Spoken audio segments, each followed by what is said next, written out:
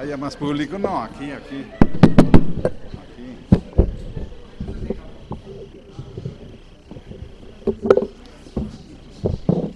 Pues vamos a continuar, ¿se oye? ¿Sí? Todo lo bueno tiene finales. Hemos tenido 2 días, diría yo, intensamente fuenteanos.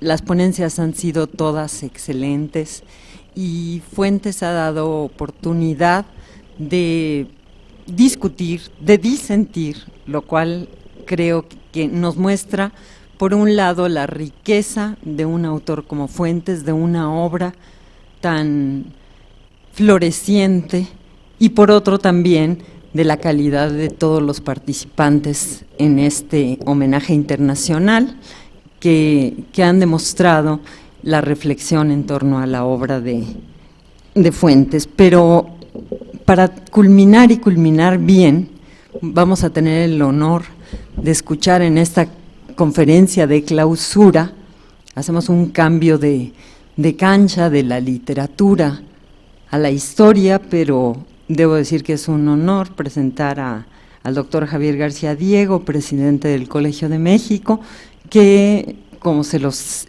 indicaba yo ayer en el pequeño texto de inicio, desde que supo que íbamos a organizar este homenaje, dijo: yo quiero participar, y quiero participar con un texto sobre esa relación entre Alfonso Reyes y Carlos Fuentes.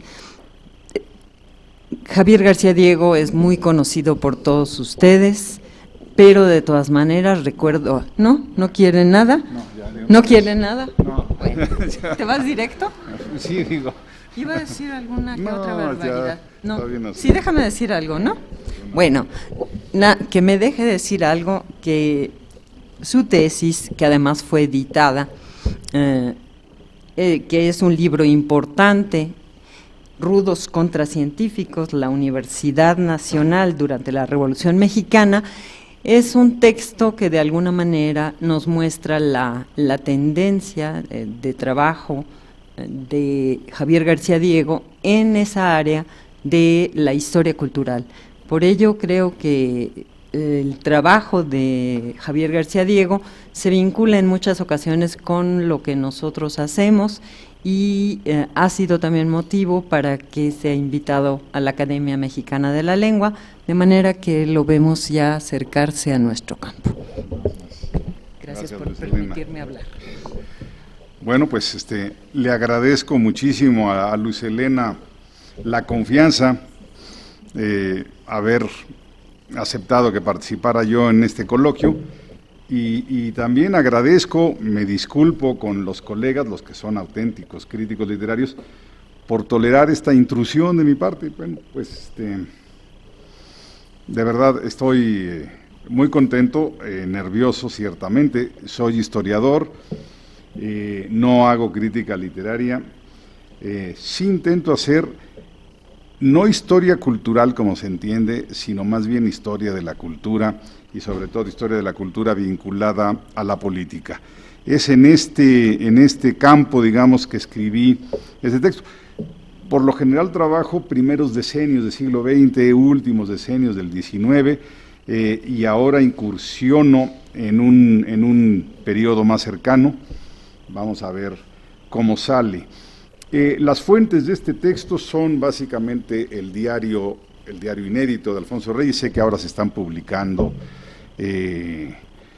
bueno, ya llevamos publicados 3 o 4 tomos, es un equipo que está en esto, pero realmente voy a hacer más bien referencia al diario tardío, que todavía permanece inédito, a los expedientes de la letra F de la Capilla Alfonsina, y también utilicé el archivo histórico de la Secretaría de Relaciones Exteriores. Me queda todavía por revisar qué hay en Princeton, ya establecí algún contacto para, pues, digamos, estar, si no satisfecho, por lo menos confiado de lo que, en cuanto a investigación documental. Ahora sí, ya por ahí una foto. Pues comienzo.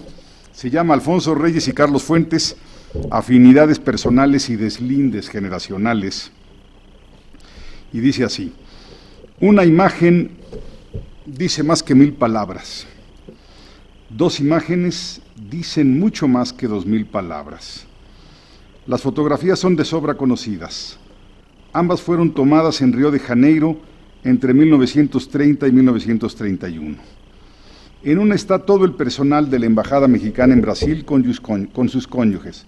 Al centro, Alfonso Reyes y su esposa Manuela. A la derecha de esta aparecen Rafael Fuentes y su esposa Berta Macías.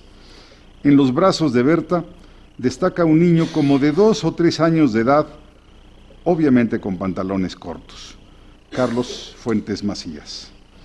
En la otra fotografía, con distinta ropa y en diferente locación, solo aparecen los 2 matrimonios en orden descendente de estatura.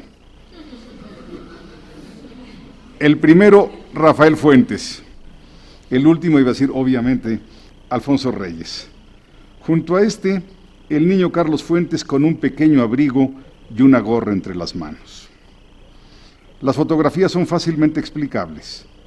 Rafael Fuentes Boettiger, nacido en Veracruz en 1901, había ingresado al servicio diplomático en 1925 en la Comisión General de Reclamaciones entre México y Estados Unidos. Poco tiempo después fue comisionado a Ecuador y Panamá, donde nació el niño que aparece en las fotografías. Finalmente, fue destinado como segundo secretario a Brasil, donde estuvo desde principios de agosto de 1930 hasta principios de noviembre de 1931. Durante esos 15 meses, trabajó bajo las órdenes del embajador Alfonso Reyes. Se sabe que la relación laboral entre ellos fue fructífera y ordenada y que hasta surgió un sincero aprecio entre ambos. Su feliz entendimiento no resulta extraño.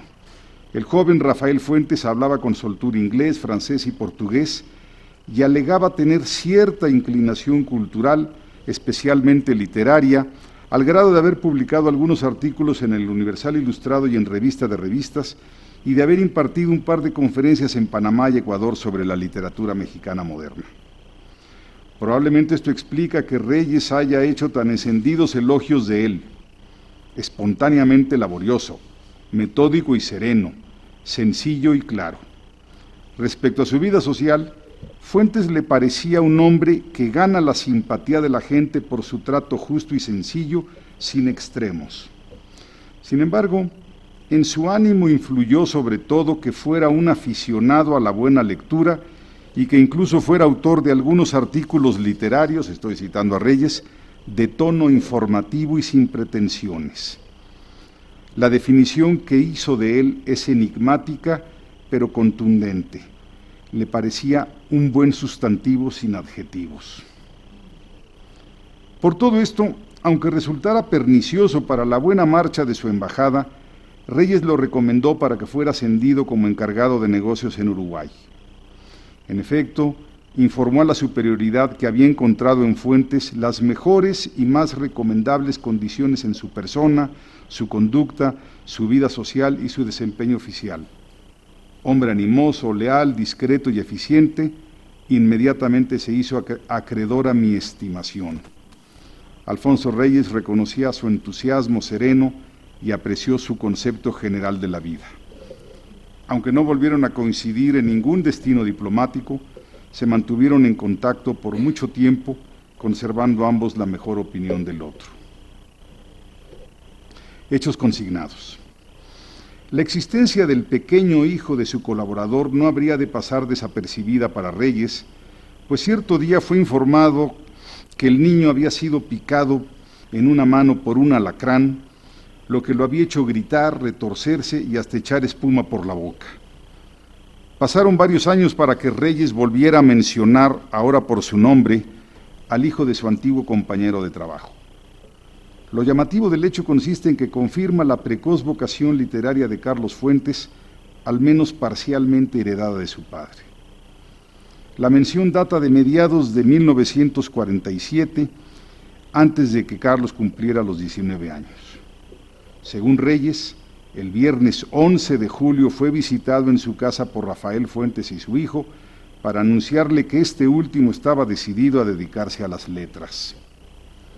Siempre generoso y endulzado por el viejo recuerdo brasileño, don Alfonso comenzó por prestarle algunos libros, uno de ellos de Dickens, los que el precoz y ya voraz lector devolvió a las pocas semanas. En realidad, más que a comunicarle dicha decisión vocacional, los Fuentes fueron a consultar a Reyes sobre la posibilidad y conveniencia de que el hijo se convirtiera en escritor, toda vez que sus padres preferían que estudiara Derecho, alegando que se iba a morir de hambre en México si intentaba vivir de la literatura. Como lo hizo en otras ocasiones, Reyes recomendó que el joven obtuviera un título de abogado preferentemente. Cuando aquí aludo a otras ocasiones, en la nota va obviamente la recomendación a Antonio Latorre de que se hiciera abogado, ¿sí?, hasta que intervino Cosío Villegas con el célebre carajo. Como lo hizo en otras ocasiones, Reyes recomendó que el joven obtuviera un título de abogado preferentemente, y dice, pues México es un país formal, por lo que de no conseguirlo, parecerás una taza sin asa. Es sabido que Fuentes aceptó el consejo de don Alfonso y de sus padres y que comenzó a estudiar Derecho, aunque armonizando sus responsabilidades escolares con su vocación literaria. Gratísima sorpresa fueron los cursos de don Manuel Pedroso, un exiliado español que combinaba un asombroso conocimiento jurídico y politológico, sobre todo por su manejo cotidiano de los clásicos, con una notable cultura literaria. Para delicia de Fuentes, de entrada Pedroso aseguró a sus alumnos que no podía entenderse el derecho penal sin haber leído Crimen y Castigo, y que el derecho mercantil sería excesivamente tedioso si no se le enriquecía con la lectura paralela de Balzac. Gracias a la incontenible energía que desde entonces le caracterizaría, durante los años en los que asistió a la Facultad de Derecho, Carlos Fuentes pudo escribir La región más transparente, cuyo tema surgió de las hediondas y oscuras entrañas de la Ciudad de México, las que frecuentaba con su proverbial puntualidad.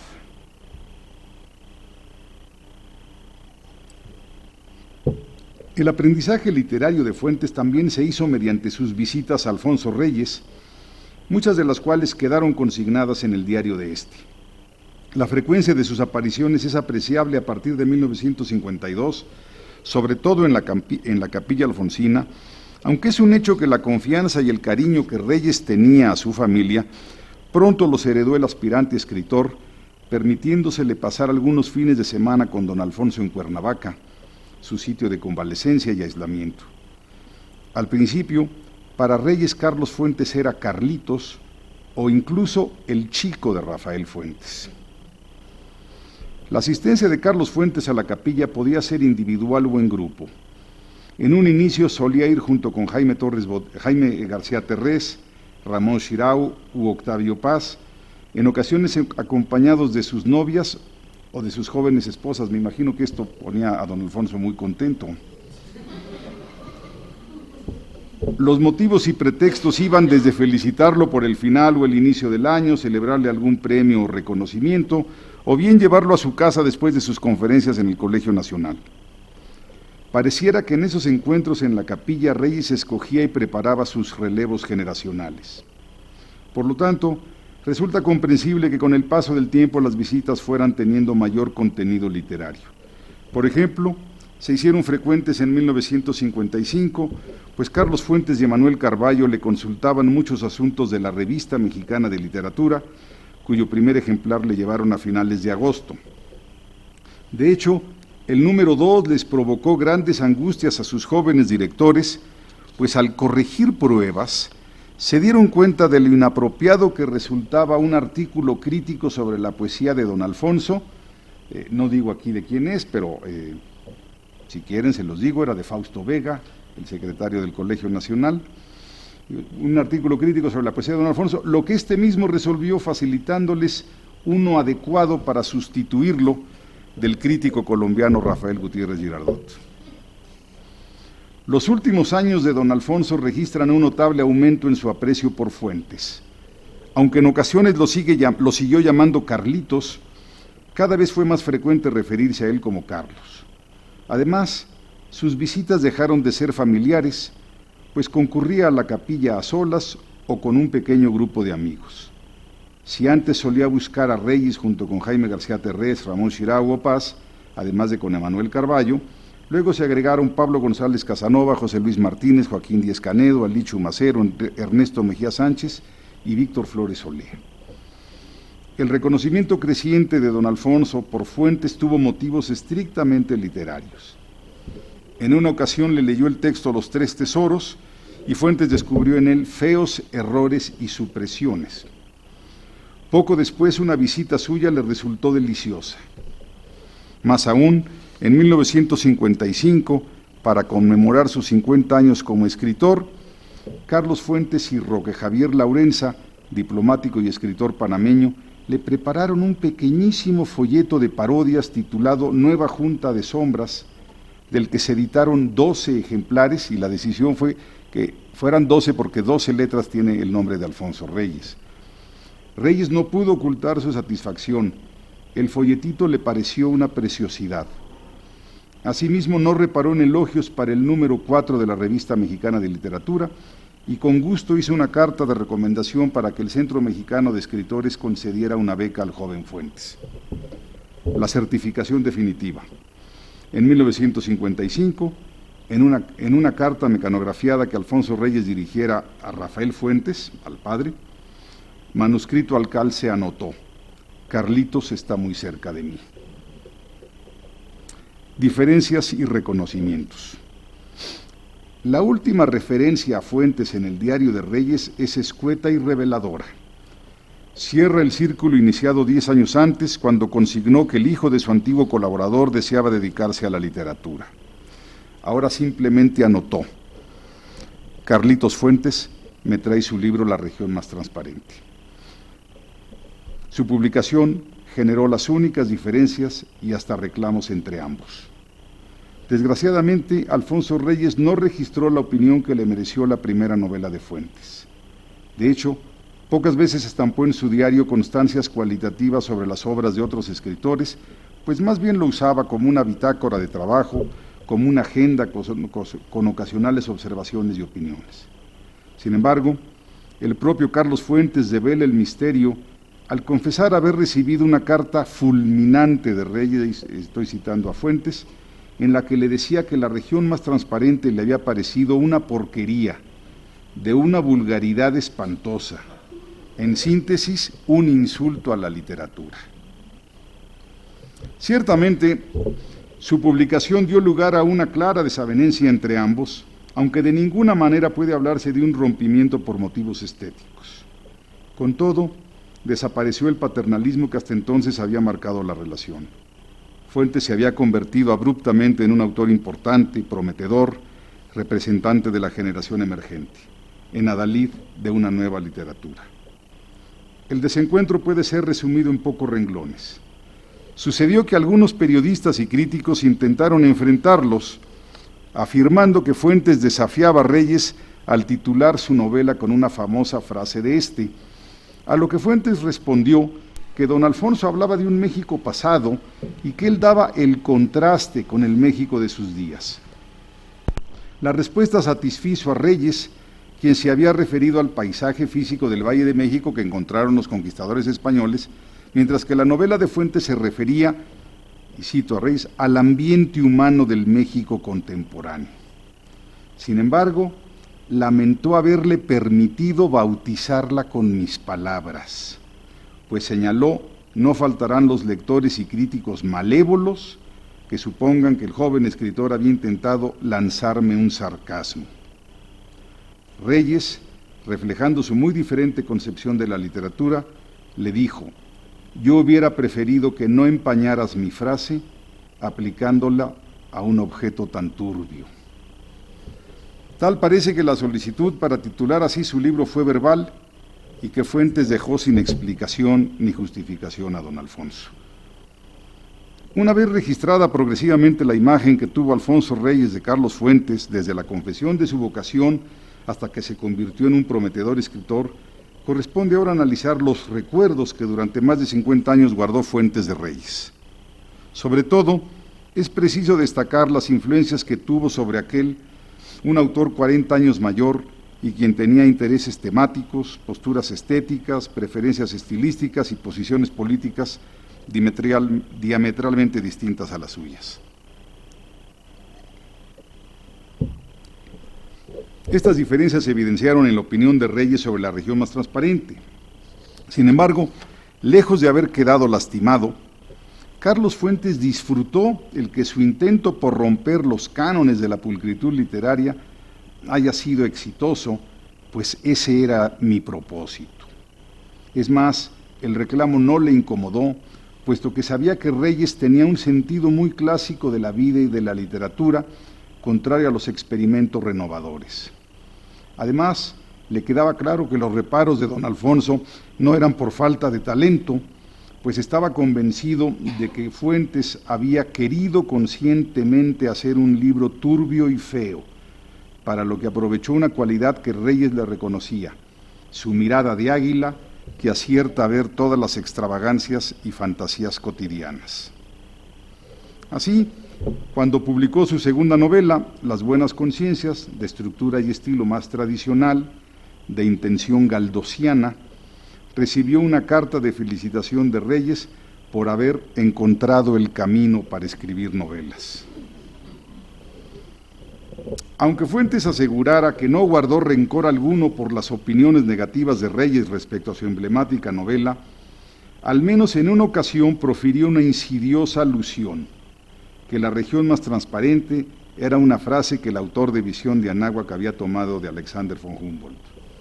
Más aún, durante muchos años no hubo expresión pública de Fuentes sobre don Alfonso, a pesar de tener viejos recuerdos de éste, los que se remontaban auténticamente a sus primeros años. En efecto, según el propio Fuentes, se inició en la literatura sentado, estoy citando a Fuentes, sentado en las rodillas de Alfonso Reyes.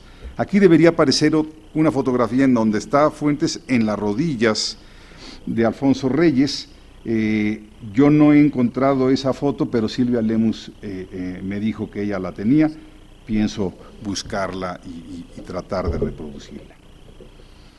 Después, cuando se radicó en México hacia 1945, después de haber aprendido la literatura en sus rodillas, cuando se radica en México buscó inmediatamente su apoyo y consejo, confiado en la vieja relación familiar.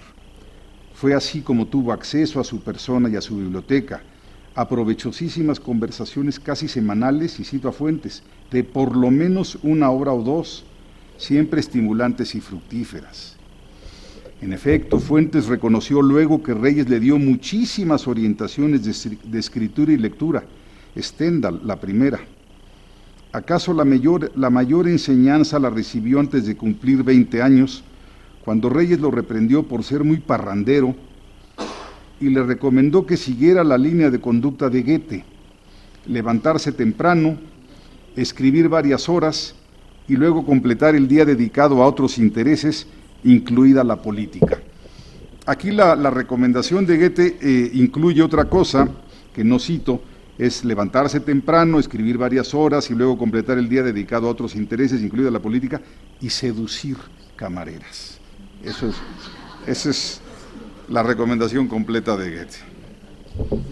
Otra enseñanza que don Alfonso había tomado de Goethe y que transmitió a Fuentes, más por el ejemplo que mediante sermones, fue entregarse por entero a la literatura.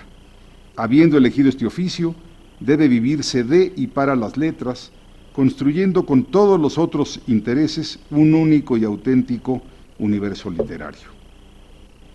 Además de su cordialidad y generosidad, Fuentes disfrutó la legendaria simpatía de Reyes, acompañada siempre de su notable sencillez.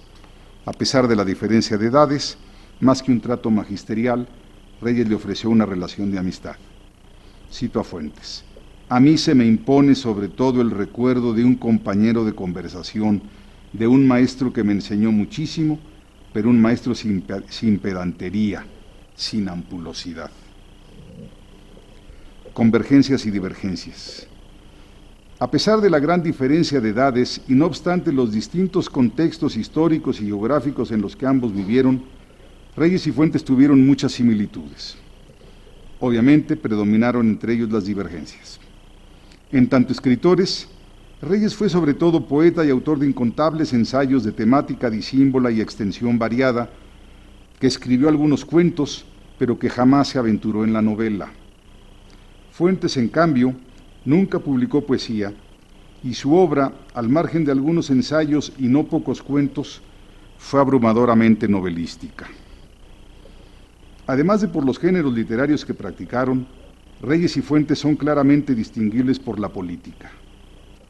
Renuente a esta mientras vivió su padre, Reyes luego fue un leal, aunque siempre discreto y aparentemente distante, funcionario diplomático y cultural del gobierno mexicano revolucionario. Fuentes, en cambio, fue más bien un crítico de este, en ocasiones moderado y a veces abierto y tajante. Más aún, don Alfonso nunca escribió textos meramente políticos, mientras que el ensayismo y el periodismo políticos de Fuentes fueron para él una actividad constante y un género socorrido. Para concluir, resulta incuestionable que Reyes tuvo una mayor presencia y participación en la vida académica y cultural del país. Sus paralelismos y semejanzas, siendo muchas, deben ser matizadas. Para comenzar, ambos fueron escritores prolíficos, de obra amplia y diversa. Sin embargo, en la época de Reyes era casi imposible sobrevivir profesionalmente de la literatura, por lo que se tenía que trabajar en la diplomacia o como funcionario cultural. A Fuentes le correspondieron otros tiempos, por lo que él sí pudo vivir como un profesional de las letras. De otra parte, los dos fueron diplomáticos. Sin embargo, a Reyes le correspondió representar a los gobiernos del México posrevolucionario entre 1920 y 1938, comprometidos con varias reformas sociales y con los principales elementos de la convivencia internacional. Para Reyes, por ejemplo, la defensa del gobierno republicano español fue un triple compromiso: moral, biográfico y diplomático. Según Fuentes, durante esos años era muy fácil identificarse con los ideales de la Revolución Mexicana, a diferencia de cuando él fue diplomático, época en la que el régimen mexicano había pasado de revolucionario a autoritario, con una política exterior menos audaz y autónoma. Esto fue precisamente lo que hizo que la experiencia diplomática de Fuentes fuera tan breve, a diferencia de la de don Alfonso, que se prolongó durante casi 20 años. Cercano al tema de la diplomacia está el del cosmopolitismo, aunque deben ser diferenciados. El cosmopolitismo de ambos trascendió sus experiencias gubernamentales. Reyes vivió cuando la literatura mexicana no tenía presencia en el extranjero y cuando la Revolución Mexicana aisló al país y le impuso una cultura nacionalista. En cambio, a Fuentes le tocó ser protagonista del boom de la literatura latinoamericana, lo que le permitió tener muchísimos más lectores que Reyes en el espacio hispanoamericano, así como ser traducido a numerosos idiomas, haciéndolo un autor cabalmente internacional. Es incuestionable que los contextos fueron determinantes para ambos. A Fuentes le tocó vivir en un México más globalizado y en un mundo más estrechamente comunicado, con empresas editoriales consolidadas y en geografías comerciales inimaginables a mediados del siglo XX. La internacionalización de un autor también se mide y calibra por sus lecturas. En este rubro, la inmensidad de Reyes fue inabarcable. Su contacto con la literatura occidental fue posible gracias a su prolongada ausencia del país, pues en cada destino diplomático fue un doble embajador, gubernamental y literario, a la amplitud de su visión cultural y a su ambición por apropiarse, por hacer suya toda la literatura mundial, la pasada y la presente, la cercana y la lejana. Precisamente lo que Fuentes más apreció de Reyes fue su capacidad para retomar los textos clásicos y darles validez actual, gracias a lo cual pudo obsequiarnos, y cito a Fuentes, una visión contemporánea, sin distancias, de la Grecia antigua, la literatura española clásica, Goethe, Mallarmé. El reconocimiento no necesita sobreestimarse. Según Fuentes, Reyes nos enseña a entender hoy, en una prosa de hoy, lo que heredamos del pasado. Su aportación no era académica, mucho menos erudita. Lo que buscaba era enriquecer la creación literaria con un pasado que la informe. No hay la menor duda, don Alfonso abrevaba de todos los escritores clásicos, antiguos y modernos, por puro placer, mismo que quería difundir y compartir con todos, escritores y lectores. Fuentes siempre consideró que el esfuerzo de Reyes por traducir la cultura de Occidente a términos nuestros, de latinoamericanos de mediados de siglo, había sido gigantesco. Subrayó él siempre: Así lo pensó poco después de morir don Alfonso, y así lo pensaba 50 años después, poco antes de morir él. A mí me parece, se me hace todavía tan difícil hablar de Fuentes ya en pasado. Hay veces que se me sale y escribo de él en presente. El cosmopolitismo literario de ambos fue distinto, con diferentes causas, predilecciones y expresiones.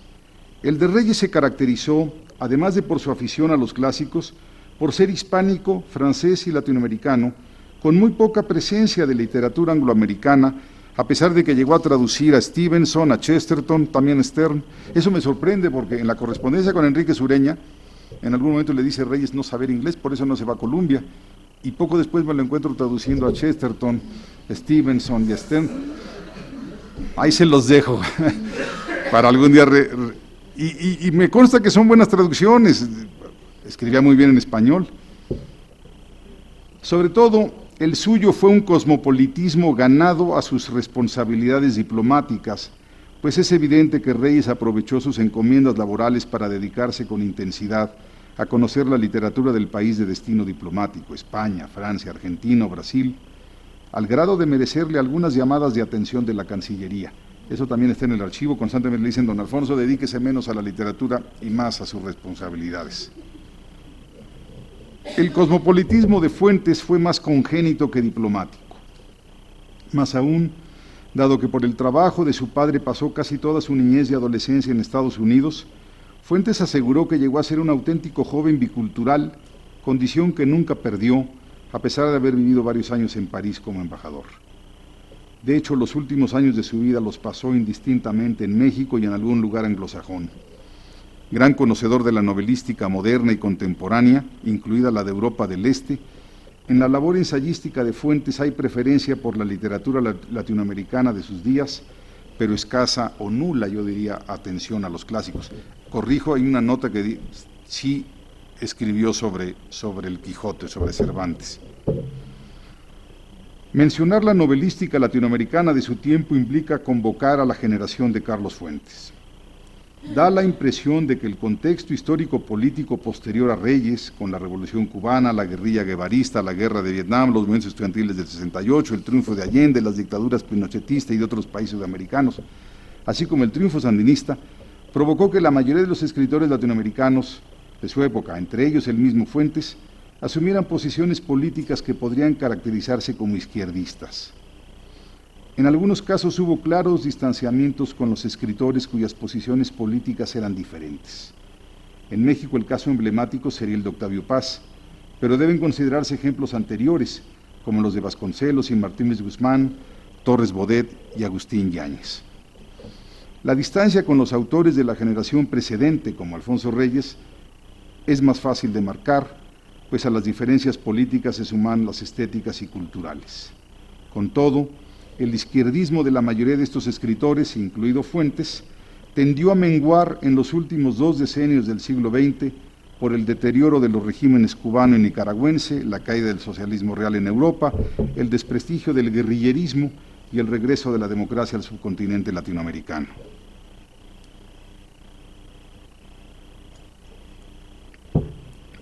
¿Acaso esto explique que a pesar del cariño familiar y del agradecimiento a su apoyo inicial, Fuentes haya pasado cerca de 3 décadas sin mencionar mayormente su deuda con Reyes?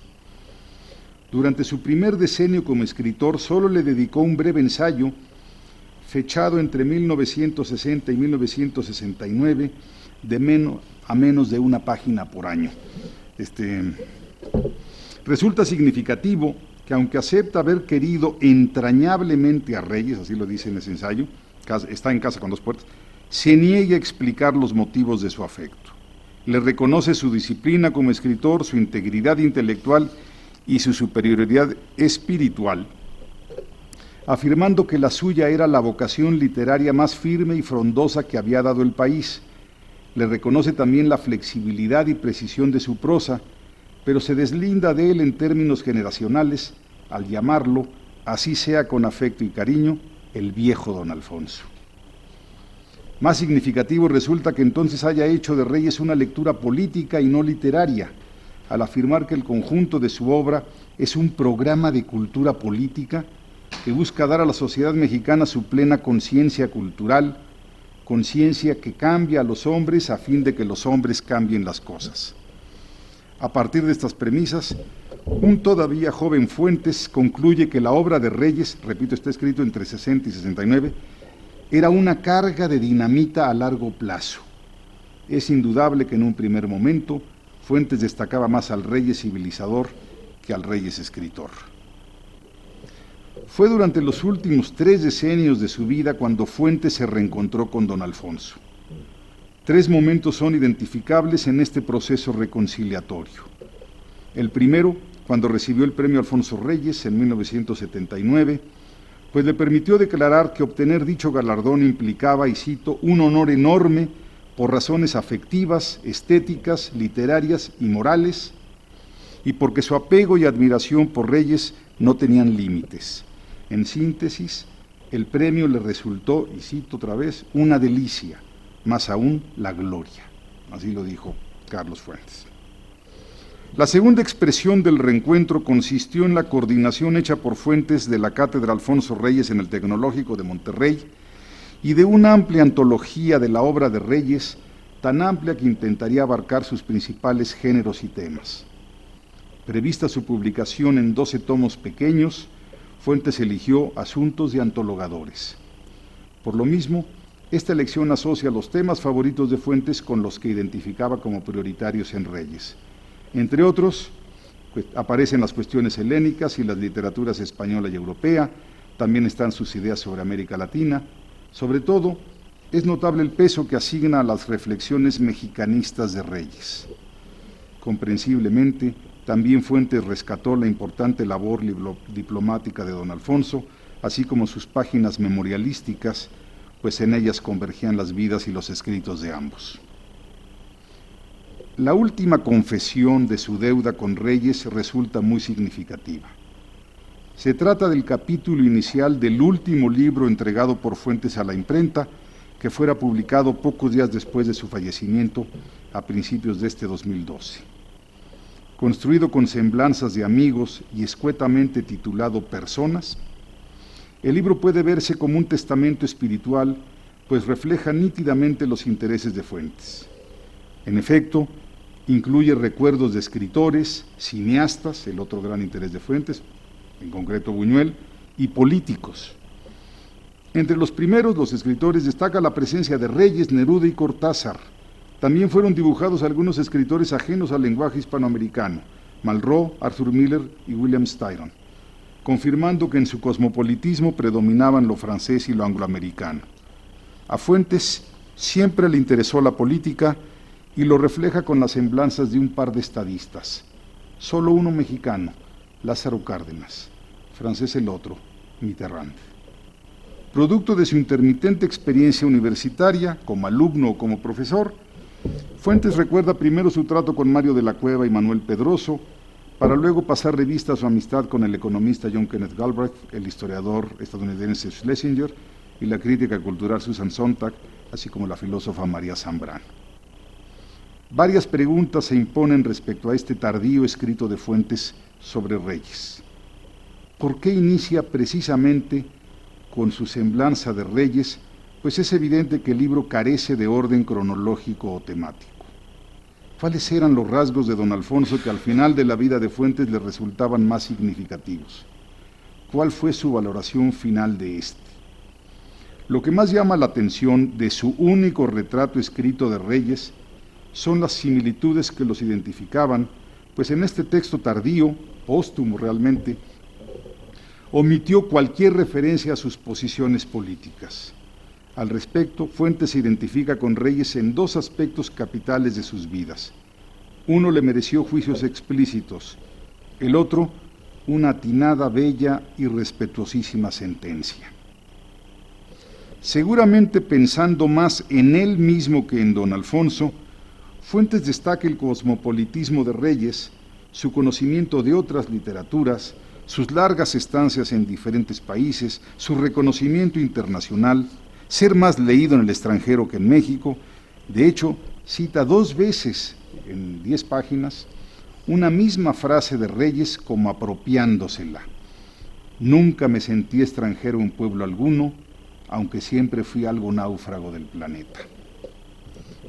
Lo verdaderamente significativo es que Fuentes advirtiera que para ambos el cosmopolitismo resultó causa de fuertes pero injustos reclamos. En efecto, nos recuerda que Reyes fue muy atacado por los chauvinistas y nacionalistas que abundan en nuestros países. En particular, menciona las acusaciones de Héctor Pérez Martínez contra don Alfonso por su supuesta falta de color local, de vinculación con México. Un indignado Fuentes advierte lo equivocado de tal aseveración, a la que llama despropósito amnésico, considerando que Reyes fue el autor de Visión de Anáhuac y de cientos, acaso miles, de páginas de tema mexicano. Para Fuentes no hay duda, el ataque nacionalista olvida, reduce, pues Reyes nunca fue ajeno a la cultura mexicana, aunque sí constante crítico de su parroquialismo. De hecho, agradece a don Alfonso su lucha por no reducirse a lo nacional, por ser generosamente universal.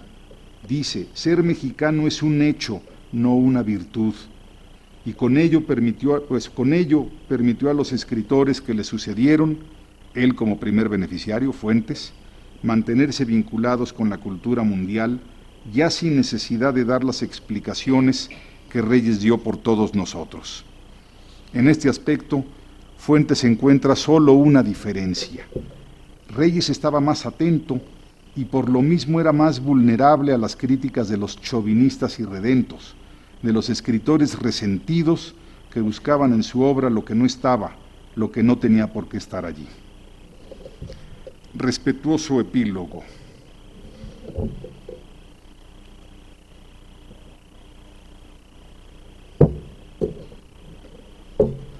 Un dolor mucho mayor que el de las críticas y los rechazos gremiales terminó hermanando a Reyes y a Fuentes.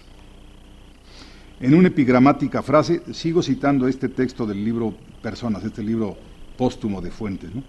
En una epigramática frase que supone un profundo conocimiento del otro, Fuentes aseguró que don Alfonso fue un hombre risueño, pero no fue feliz.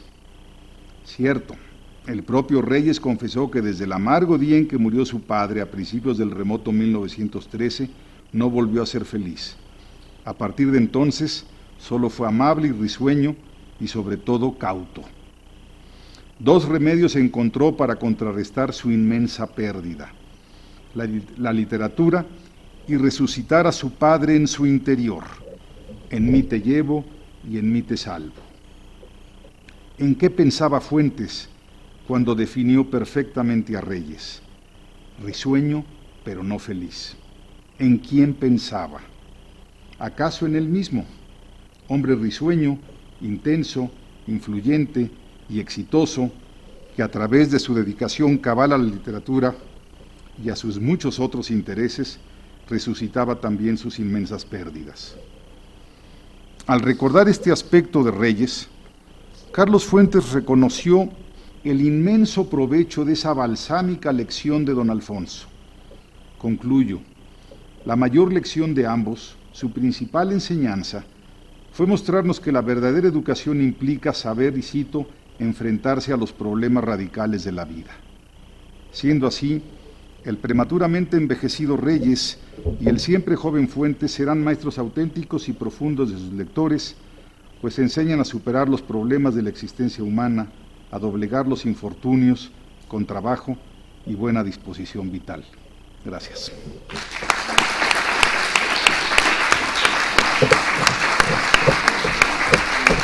¿Sí?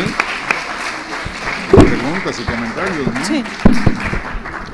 Pues agradecemos muchísimo a Javier García Diego por esta conferencia en donde nos muestra esas similitudes y diferencias entre dos patriarcas de la cultura mexicana. Y ahora, bueno, pues abrimos para preguntas, comentarios, serán bienvenidos. Ya sé que hemos tenido los días. Ayer terminamos a las 10 de la noche discutiendo. A las 10 de la noche? No, casi las 9. Nosotros terminamos a las 12 con García de la Concha. Algo muy sencillo, que la recomendación que le daba Reyes a Carlos Fuentes, en una entrevista él confiesa que la veía con distancia irónica porque en esas estancias que tenía en Cuernavaca veía que Reyes se la pasaba todo el día recibiendo gente. Entonces la reacción inmediata de Fuentes era: ¿cómo me aconseja eso cuando él no lo veo trabajar? Hasta que dice que una ocasión regresó de la Ciudad de México de una farra en la madrugada y a las 5 de la mañana estaba ahí Alfonso Reyes escribiendo, y entonces dijo: me callo porque ahí está la lección de trabajo que me da Reyes, ¿no? Y que fue su maestro en ese sentido de trabajar, y la expresión tan reiterada que tenía Fuentes de que no había día que dejara de que no escribiera una página, pues le viene precisamente de Reyes, ¿no? Sí, efectivamente Reyes pues dedicaba mucho tiempo a la vida social, a veces con enfado, no siempre con la sonrisa que uno supone, lo sabemos ahora por los diarios, ¿no? También le dedicaba mucho tiempo a la gestión educativa, cultural. A mí me sorprende, pero en el diario, claro, no era la misma institución, el mismo tamaño, pero estaba a tiempo con su correspondencia y demás, yo no sé cómo le decía. Y en las noches queda claro que trabajaba en las madrugadas, por eso tenía, y lo dispuso desde que construyó la Capilla Alfonsina, una cama en la biblioteca. Ahí de repente se paraba a trabajar.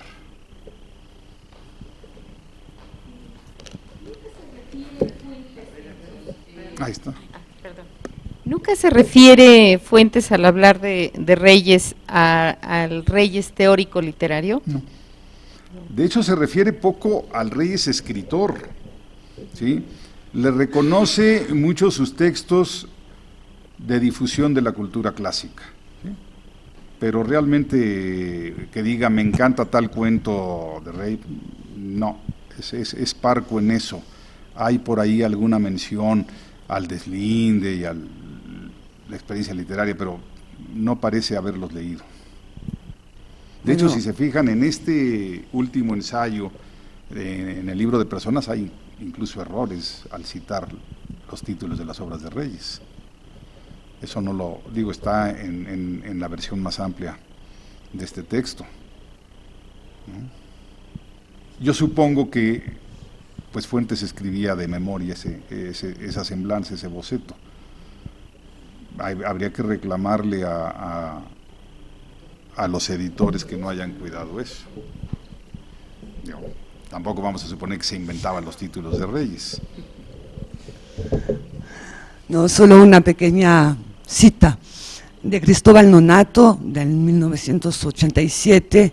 Hay una escena en la Academia Mexicana de la Lengua con el joven protagonista que irrumpe allí y hace, bueno, toda una escena contra el nacionalismo literario, y entonces empieza a dar todo un discurso que concluye con: viva Alfonso Reyes, la literatura mexicana será buena por ser literatura, no por ser mexicana. Entonces ahí, si en el 87 inscribe en la ficción esa misma lucha por el antiparroquianismo, sí, del nacionalismo literario. Bueno. Sí, es en la misma línea, pero sí, gracias por el dato, pues habrá que citarlo.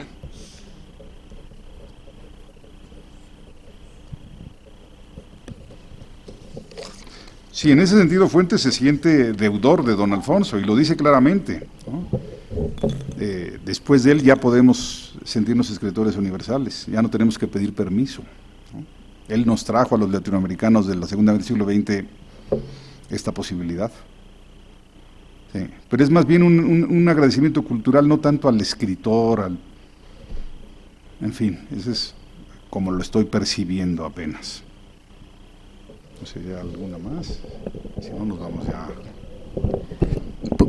Si no hay más preguntas, bueno, quisiera agradecerles a todos los colaboradores, a todos los ponentes y a los conferencistas magistrales, porque creo que ha sido un muy rico encuentro en torno a la obra de Fuentes, y que estas ponencias conformarán también un libro importante sobre la obra de Fuentes. Entonces, es el año de la muerte de Fuentes, pero por otro lado nos damos cuenta que empieza ahora la otra vida, que es la de la crítica, la del trabajo sobre su obra. Muchas gracias a todos.